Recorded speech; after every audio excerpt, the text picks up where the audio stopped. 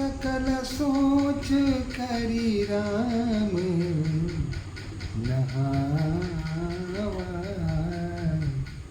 सुचि सुजान बट छीड़ मंगावा। अनुज सहित सिर जटा बनाए, देखी सुमंत्र नयन जल आए, देखी सुमंत्र नयन जल छाए। भगवान राम प्रातः उठते हैं, नित्य कर्मों से निवृत्त होकर स्नान करते हैं और फिर बरगद का दूध मंगवाते हैं। बट वृक्ष का दूध मंगवाते हैं और जो सर के बाल हैं उन बालों में लगा करके जटा बनाते हैं। लक्ष्मण जी भी अपने बालों को जटा का रूप देते हैं। और अब राजकुमार नहीं, वो तपस्वी दिख रहे हैं।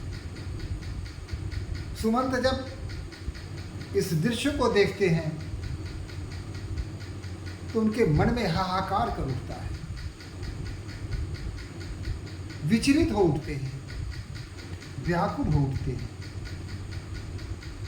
जो राम राजमहल में रहा करते थे, इतनी सारी सुविधाएं थी, दास दासियों का अभाव नहीं था, सेवक सेविकाओं से माल भरा भरा था। जो सुख स्वर्ग के राजा इंद्र को भी नसीब नहीं था, वो सारे सुख राजमहल में विद्यमान था। उन सारे सुखों को परित्याग कर आज अपने उन कोमल बालों को जटा का रूप दे रहे हैं। सुमंत जी के आंखों से अश्रुओं की धारा प्रवाहित होने लगी, असहज हो जाते हैं। मन में अत्यंत अग्नि उत्पन्न हो जाती है, कलेजा जलने लगता है।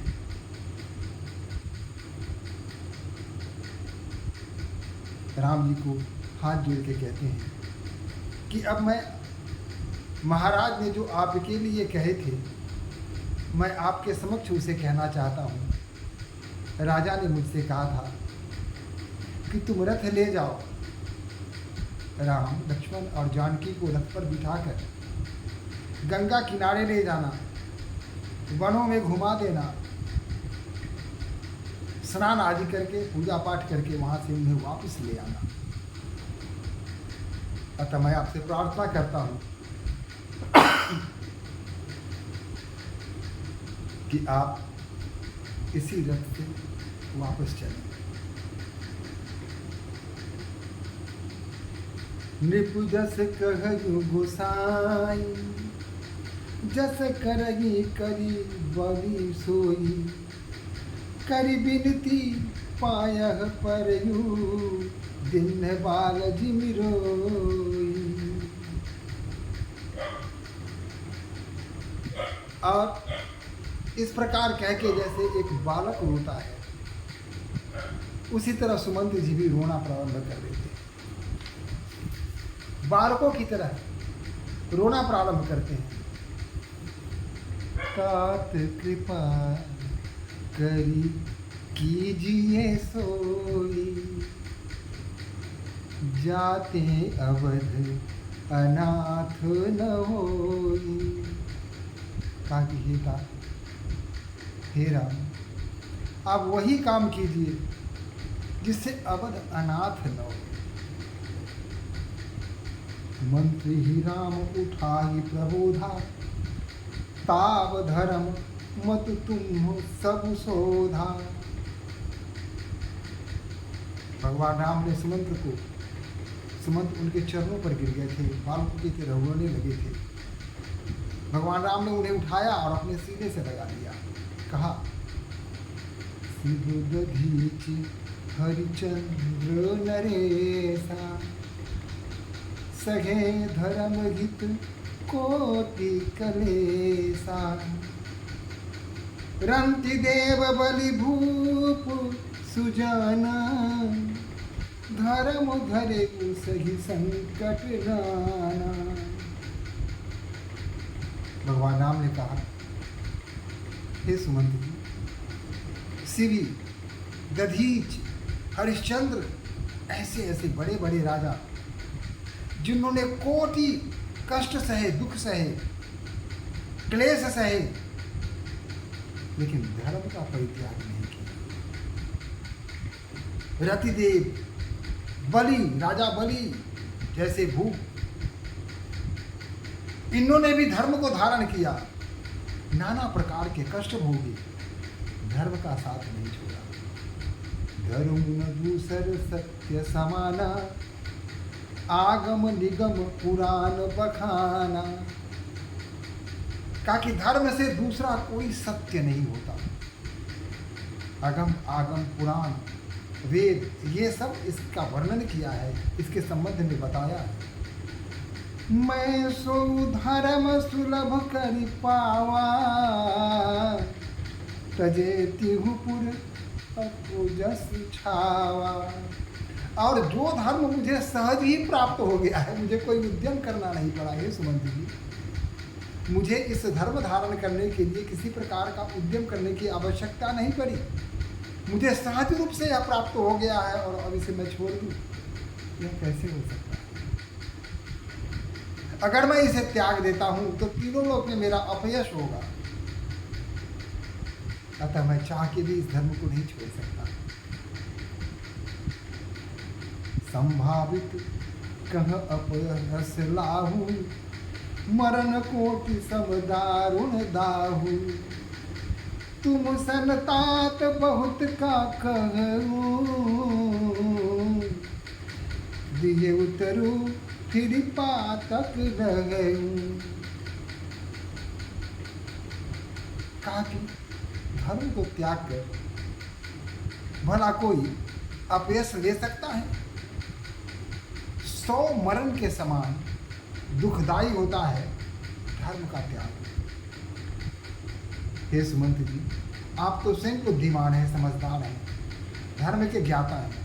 अब ये आप ही इस पर सोचकर विचारिए कि मुझे क्या करना चाहिए, क्या धर्म का परित्याग कर देना चाहिए? ऋतुपद गही कही कठिनति, विनय करब कर जोरी। चिंता कवनि हु बात के, तात करिय जनि मोरी। कहा कि आप हमारे पिताजी के सामने हाथ जोड़ के उनकी वंदना कीजिएगा, मेरी ओर से उनसे अनुरोध कीजिएगा कि वो मेरी चिंता बिल्कुल न करें। मैं यहाँ वन में बहुत ही प्रसन्न हूँ, कोई कष्ट नहीं है, कोई क्लेश नहीं है। आप यह मेरे पिताजी को मेरी तरफ से उनके चरण पकड़ के उनसे विनती करेंगे, उनसे प्रार्थना करेंगे। तुम पितु मातु सम अति हित मोरे, विनती करऊं तात कर जोरे। माता पिता की तरह आप भी मेरे हितैषी, इसलिए हे सुमंती जी, मैं हाथ जोड़ के आपसे प्रार्थना करता हूँ कि सब विधि सोई कर्तव्य तुम्हारे, दुख न पाव पितु सोच हमारे। अतः आपका यह सब प्रकार से कर्तव्य जाता है कि हमारे माता पिता को किसी प्रकार का कोई कष्ट नहीं। सुनि रघुनाथ सचिव संवादु, भयउ सपरिजन विकल निषादु। और इधर निषाद राज ने जब सुमंत और श्री राम के आपसी संवाद को सुना तो पूरे परिवार के साथ दुख से भर गए।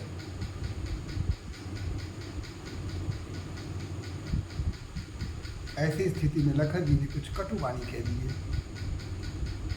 माता कैकेयी इसके संबंध में कुछ कह दिया।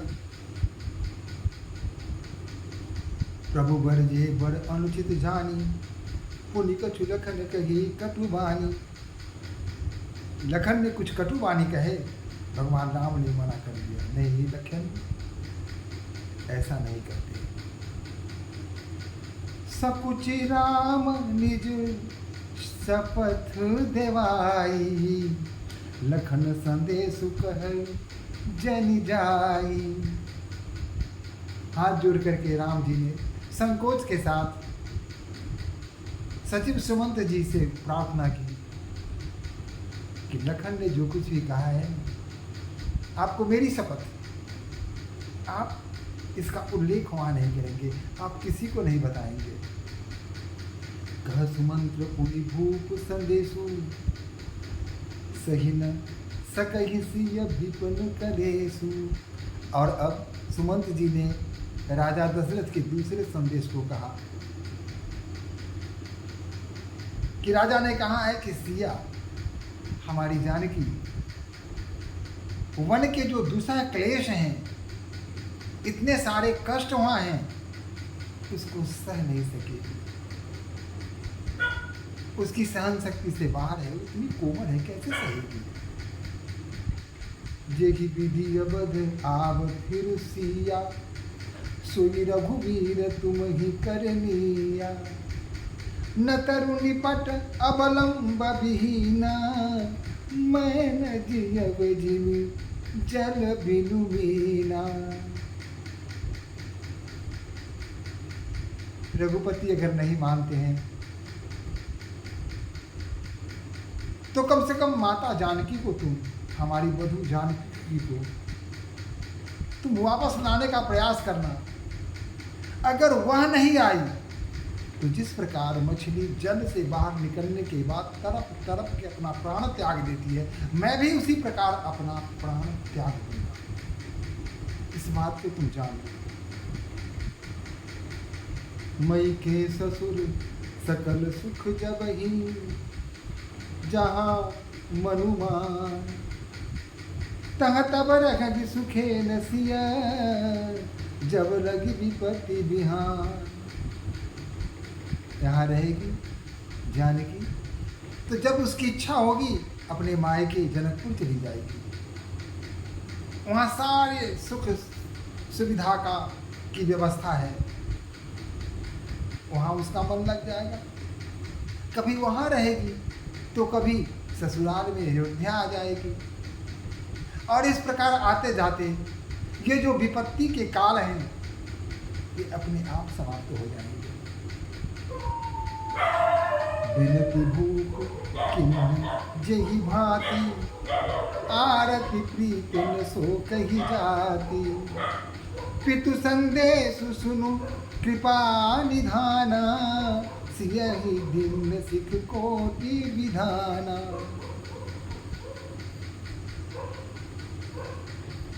सुमंत जी के ऐसे वचन सुन के भगवान राम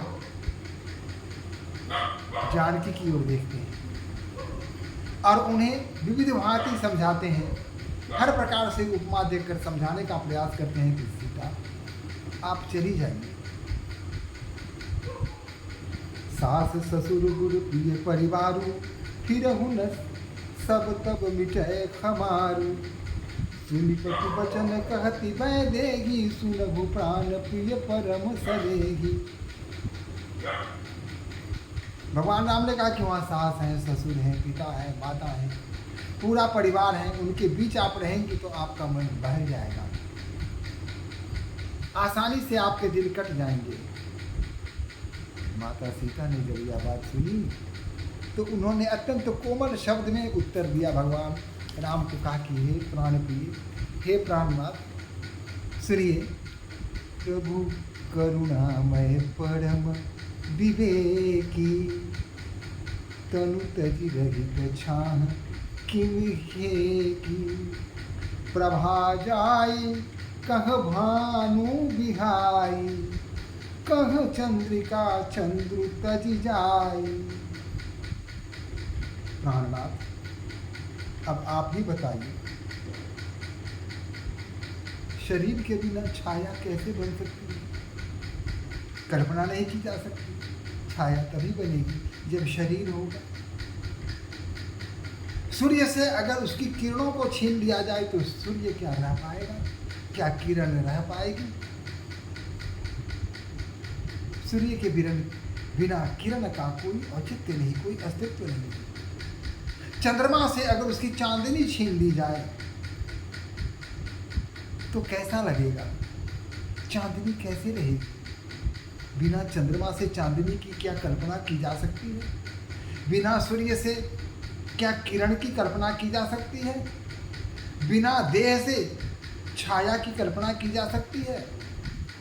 प्राण प्रिय, बिना पति के क्या पत्नी की कल्पना की जा सकती है?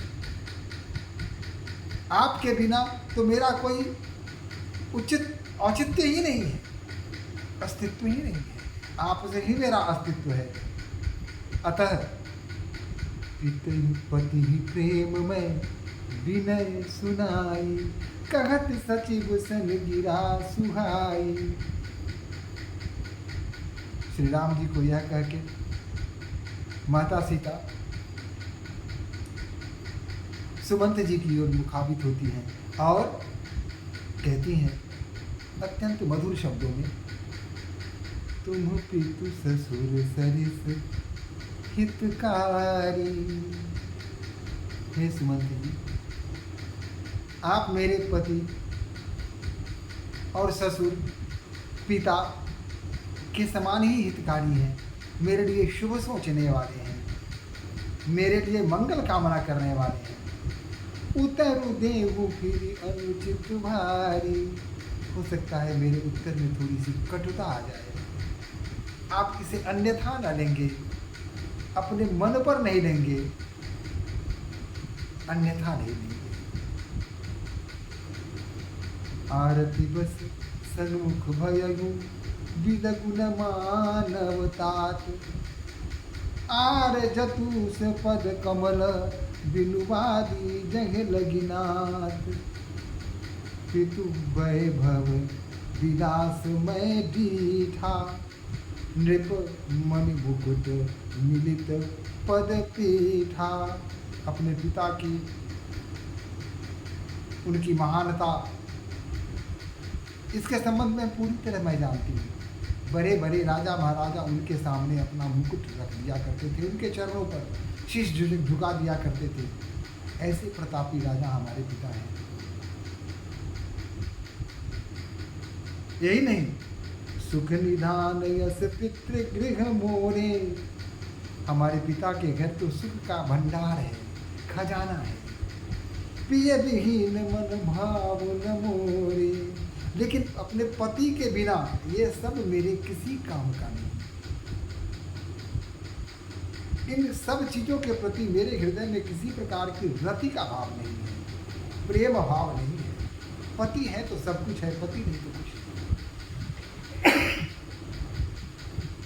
ससुर चक्रवर्ती कौशल राव, और हमारे ससुर चक्रवर्ती सम्राट हैं। भुवन चारि दस प्रकट प्रभाव, 14 भुवन में जिनका प्रभाव है, जिनका नाम है, जिनकी कीर्ति है, जिनका यश लोग गाते हैं। आगे हो जे ही सुरपति ले, अरध सिंहासन आसन दे। हमारे ससुर जी जिनका सम्मान स्वयं इंद्रदेव करते हैं, हमारे ससुर के लिए वो अपना आधा सिंहासन खाली कर देते हैं और उनको सम्मान करके उस पर बैठाते हैं। ऐसा है। ससुर एकादश अवध निवासु, प्रिय परिवार मातु सम सासु। हमारे ससुर का परिवार सब प्रकार से संपन्न है।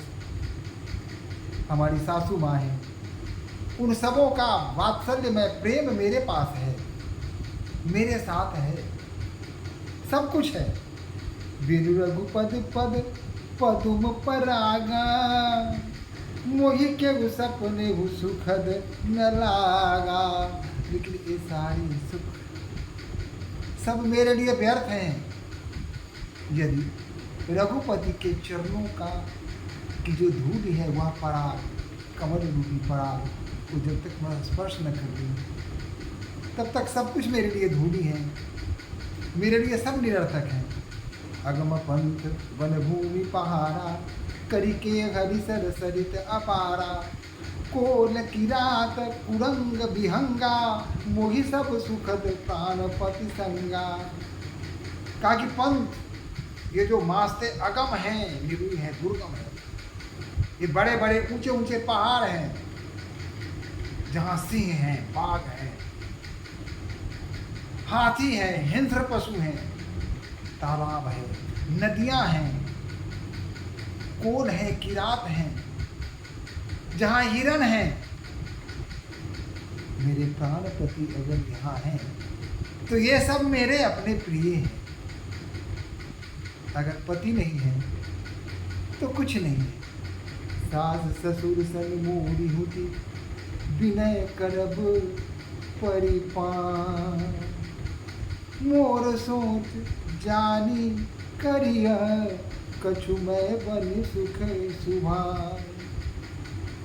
कहा कि आप मेरे सास ससुर के चरण छूकर स्पर्श करके और मेरी तरफ से प्रार्थना करेंगे कि मेरे लिए कोई चिंता ना करे, मैं यही सुखी हूँ, मुझे यही सब सुख मिल रहा है।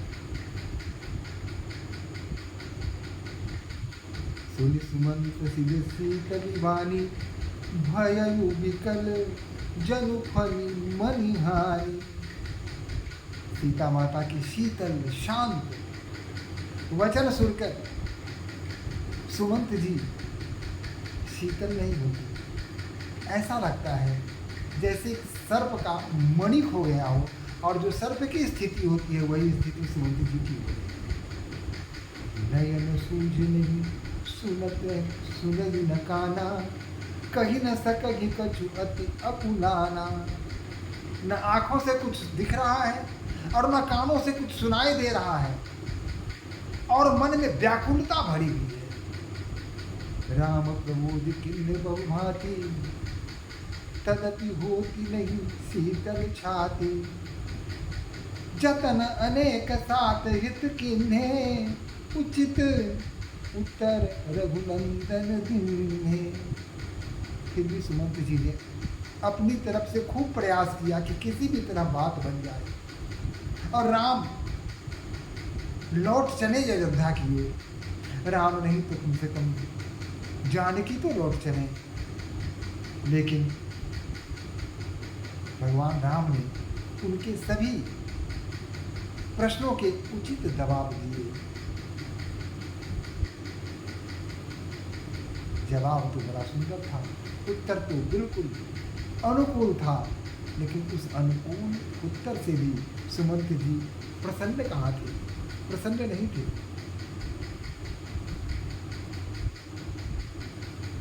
रथु हाकिम है राम तन, हेरी हेरे ही नाही। देख निषाद विषाद बस, धुनहि शीस पछताहि।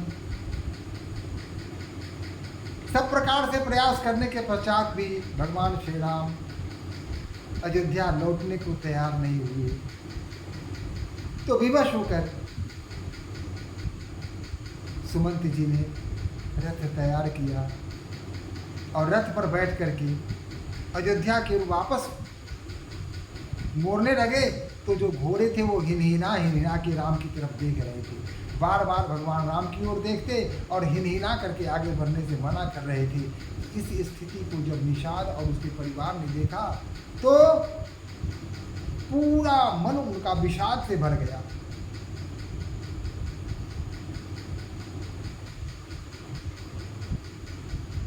और बार बार कहने लगी, जिस महापुरुष से पशु पक्षी इतने प्रेम करते हैं, वहां के रहने वाले जो लोग होंगे वो कितना प्रेम करते होंगे। इस एक पशु जो राम को छोड़ के जाना नहीं चाह रहे हैं, भला वहां के लोग राम को कैसे छोड़ के आने दिए होंगे, उनकी कैसी स्थिति होगी। यह सोच सोच के निषाद राज दुखी हो रहे हैं, उनके परिवार के लोग दुखी हो रहे हैं, उनके आंखों से आंसुओं की धारा प्रवाहित हो रहे हैं और बार बार सोच रहे हैं कि ऐसा क्या हो गया कि भगवान